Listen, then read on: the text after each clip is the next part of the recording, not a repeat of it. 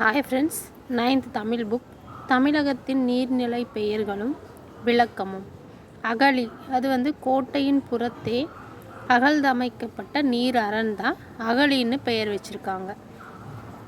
அருவி, மலைமுகட்டு தேக்க நீர் அந்த குச்சிட்டு குதிக்கிறத அருவின்னு சொல்லி பேர் வச்சுருக்காங்க.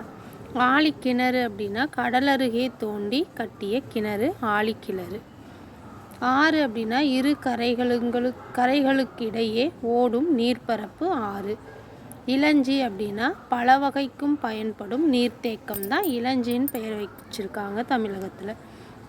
உறைக்கிணறு, மணற்பாங்கான இடத்தில் தோண்டி சுடுமண் வளையமிட்ட கிணறு உறைக்கிணறு. ஊருணி அப்படின்னா மக்கள் பருகு நீர் உள்ள நீர்நிலை. ஊற்று அப்படின்னா அடியிலிருந்து நீர் ஊறுவது. ஏரி அப்படின்னா வேளாண்மை பாசன